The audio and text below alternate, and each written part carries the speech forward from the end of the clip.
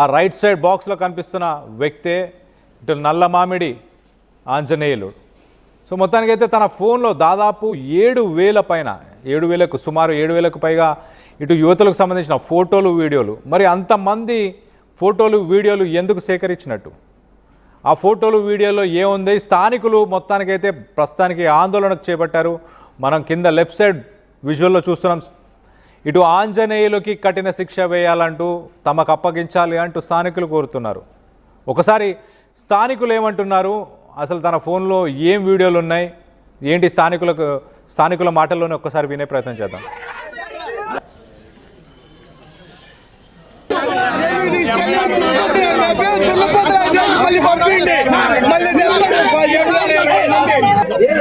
ఈరోజు తుమ్మపూడి గ్రామం, దుగ్గిరాల మండలం తుమ్మపూడి గ్రామంలో మరి ఒక దుర్ఘటన చోటు చేసుకుందని చెప్పుకోవచ్చు. ఎందుకంటే ఈరోజు మహిళలకు స్వేచ్ఛ గౌరవం ఉన్న మహిళా దినోత్సవం ఈరోజు.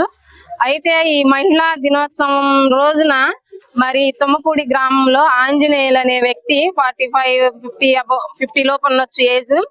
అయితే తను ఏం చేశాడంటే కాలేజీకి వెళ్లే పిల్లల్ని, చిన్న పిల్లల్ని అలాగా 3 ఇయర్స్ నుంచి ఫొటోస్ తీస్తానే ఉన్నాడని మరి మా దృష్టికి వచ్చింది. అయితే ఇది ఎలా కనుగొన్నారంటే, ఒక అమ్మాయి కాలేజీకి వెళ్తా గ్రహించి తన దగ్గర ఫోన్ లాక్కొని మరి కొట్టి ఆ ఫోన్ లో తన ఫోటోలు ఉంటే అవి డిలీట్ చేసుకుందంట. ఆ డిలీట్ చేసుకున్న తర్వాత మరలా చూస్తామంటే వేరే తనకు సంబంధించిన అమ్మాయి ఫోటో వచ్చింది. అలాగా చాలా ఫోటోలు వచ్చేసరికి తన్ని ఎందుకు ఇలా తీసేవని ప్రశ్న